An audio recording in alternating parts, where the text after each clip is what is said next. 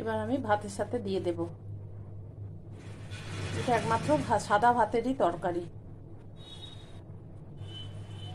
আলু থাকলে পরে হয়তো রুটি দিয়ে যেত, যেহেতু আলু নেই, শুধু বেগুন দিয়ে, সেহেতু এটা শুধু প্লেন সাদা ভাতে খাবার তরকারি এবং অসাধারণ খেতে।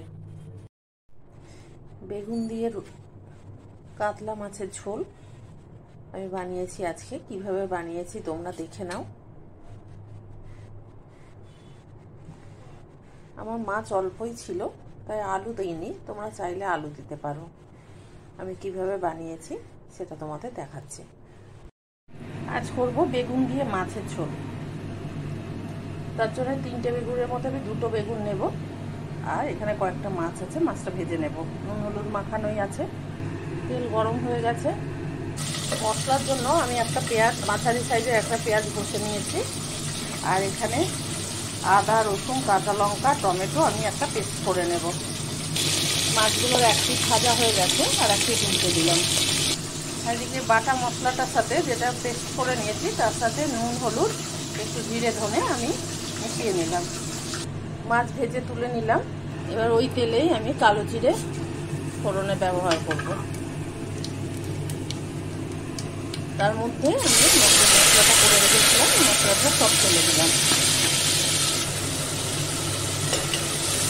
মশলা আমার কষানো হয়ে গেছে, তাতে আমি গরম জল অ্যাড করে দেবো।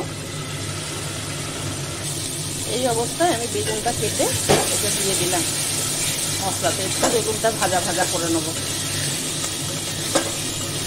এটা আমার শাশুড়ি মায়ের কাছ থেকে আমার শেখা রান্নাটা।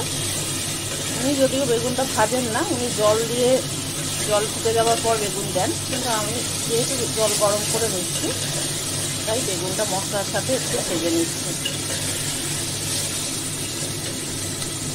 বেগুনটা আমার ভাজা হয়ে গেছে। এবার আমি গরম জল অ্যাড করে, ফুটন্ত গরম জল। এবার আমি একটা ঢাকনা দিয়ে ঢেকে দেব। বেগুনগুলো মোটামুটি নরম হয়ে গেছে, দেখো ভারী হয়ে ডুবে এসছে। এই সময় আমি মাছ দিয়ে দেব। আমার বেগুন সেদ্ধ হয়ে গেছে। এই পর্যায়ে আমি ধনেপাতা দিয়ে দেব। ধনেপাতা দিয়ে দিলাম। এবার নুনটা দেখে গ্যাস বন্ধ করে দেব।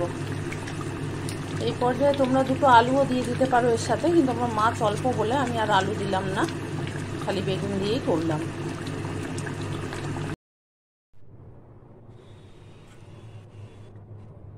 দেখো আমি ভাতের সাথে দিয়ে দিলাম। এবার একটু ঝোল দিয়ে দেব।